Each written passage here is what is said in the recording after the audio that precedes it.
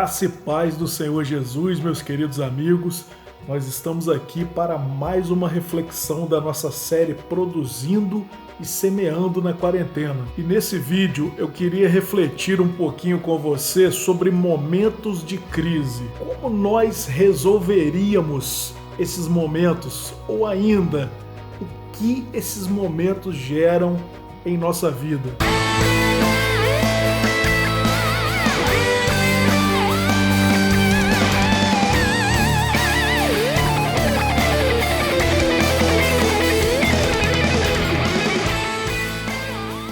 Muito bem, meus queridos, é sempre uma grande alegria nós estarmos juntos aqui no nosso bate-papo, nas nossas reflexões, no nosso aprendizado em relação à palavra do Senhor. Nesse vídeo nós vamos falar um pouco sobre os momentos de crise. O mundo está em crise, mas eu quero te adiantar que nós estamos em Cristo. Há crises religiosas, há crises políticas, há crises na moral, nos bons costumes, há crise nas tradições familiares, enfim, analisando o mundo, nós vamos descobrir claramente que o mundo caminha em meio a várias crises. Hoje ainda enfrentamos uma crise excepcional em nossos dias, a crise da pandemia, a crise do Covid-19, onde muitos países têm entrado em colapso em relação aos seus sistemas de saúde. Enfim, queridos, o mundo hoje se encontra em crise. E eu quero trazer para você nessa oportunidade a experiência de um profeta que estava em crise, mas em meio à crise, esse profeta conseguiu ver a glória do Senhor. Eu queria que você abrisse a palavra do Senhor comigo agora no livro de Isaías, capítulo 6. A gente vai estar lendo o versículo 1, o versículo 6, 7 e o 8. No ano em que morreu o rei Uzias, eu vi também ao Senhor assentado sobre um alto e sublime trono, e a cauda do seu manto enchia o templo. O versículo 6 vai dizer assim: porém, um dos serafins voou para mim, trazendo na sua mão uma brasa viva que tirara do altar com uma tenaz. E com a brasa tocou a minha boca e disse: eis que isso tocou os teus lábios, e a tua iniquidade foi tirada, e expiado o teu pecado. Depois disso, ouvi a voz do Senhor que dizia: a quem enviarei? A quem há de ir por nós? Então disse eu: eis-me aqui, envia-me a mim. Nesse versículo 1, a gente já vai ver contrastes. Isaías fez questão de enfatizar que era um ano difícil, onde morrera o rei Uzias. E de um outro lado, ele vai contar a sua visão de Deus assentado no alto e sublime trono. Mas a experiência de Isaías não ficou só nessa visão em relação a Deus assentado no alto e sublime trono. Isaías também conseguiu contemplar a glória de Deus enchendo aquele lugar, serafins voando por cima do trono, a experiência pessoal que Deus deu a ele nessa ocasião, onde o serafim apanhou uma brasa viva direto do altar com uma tenaz e tocou nos lábios de Isaías. E de repente você pode me perguntar, estava tudo bem com Isaías, né? Isaías estava vivendo dias tranquilos, dias favoráveis, dias de bonança. É claro que não, querido. Isaías estava passando por um momento de crise em meio à nação de Israel.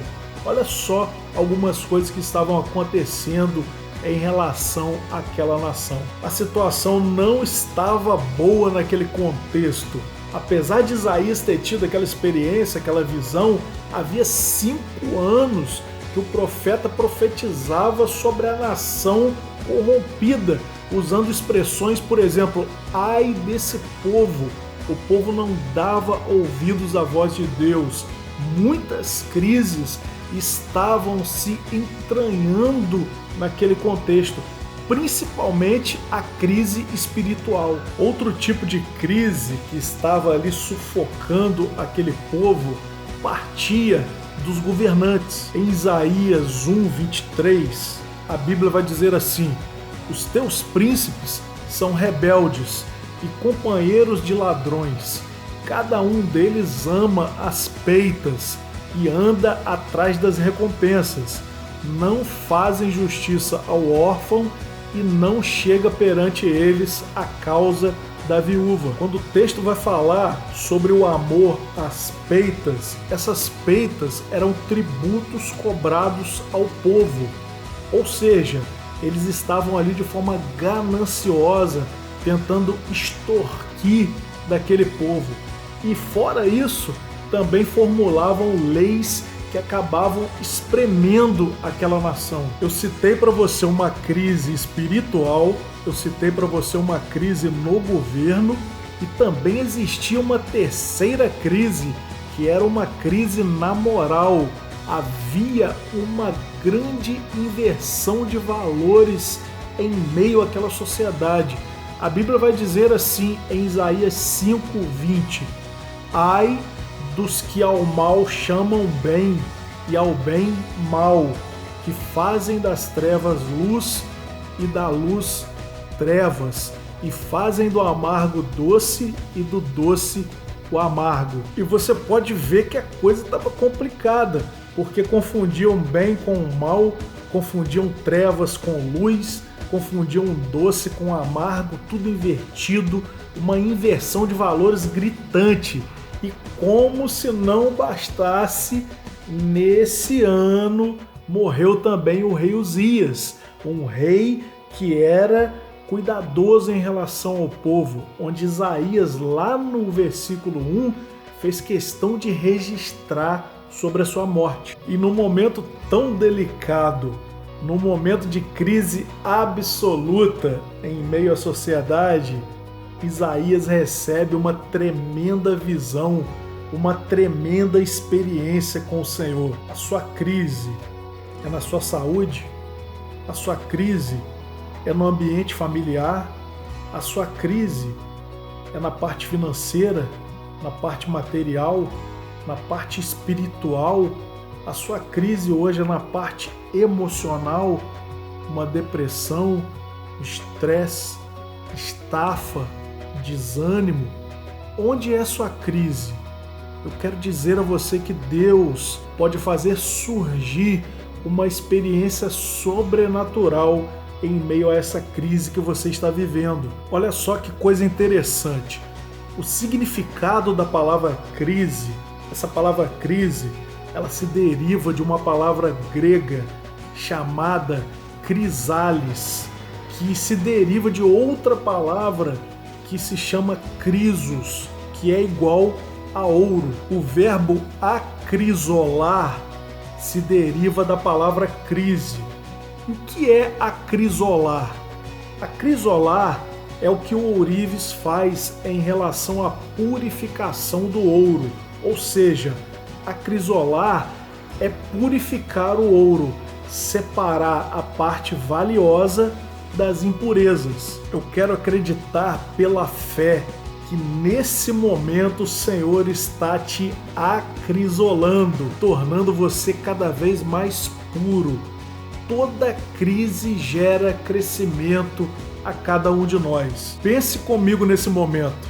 Você já percebeu que depois de toda a crise, parece que nós saímos dessa crise um pouco mais fortes, um pouco mais sábios, um pouco mais experientes? Deus, Ele nos acrisola em meio à crise, nos purifica para que estejamos um pouco mais preparados para a próxima crise, para a próxima batalha, para a próxima luta. Como eu disse a você, toda crise faz com que cresçamos.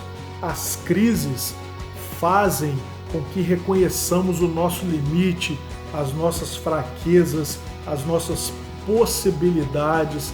As crises, elas nos dão sempre crescimento pessoal e espiritual. A crise também faz com que reconheçamos o senhorio, a soberania de Deus. Nesse momento de pandemia, a sua fortuna não pode te guardar. O seu status, a sua posição social não pode te guardar. A sua força física não pode te guardar. A sua inteligência, a sua sabedoria, a sua experiência de vida não pode te guardar. Deus sim pode te guardar. Deus sim pode te proteger, pode te dar o escape em meio a essa pandemia. No contexto do texto que nós escolhemos como base para a nossa reflexão, Isaías ele vai fazer uma introspecção, ele vai pensar, ele vai refletir em seu interior e descobrir que ele era um homem de lábios impuros. E ele vai dizer diante do Senhor: ai de mim que sou um pecador. Nós olhamos para dentro de nós, começamos a reconhecer os nossos erros, começamos a reconhecer os nossos pecados e prontamente alcançamos a misericórdia do Senhor quando nos arrependemos e buscamos o perdão diante do trono do Senhor. Eu não sei qual é a crise que você enfrenta nesse momento, mas eu quero te dizer, em nome de Jesus, de uma forma muito otimista, a crise vai passar. E além da crise passar, ela vai deixar uma bagagem de sabedoria para você. Ela vai deixar uma bagagem de crescimento para você. Você vai refletir sobre a crise de outrora e vai ser um ser humano melhor.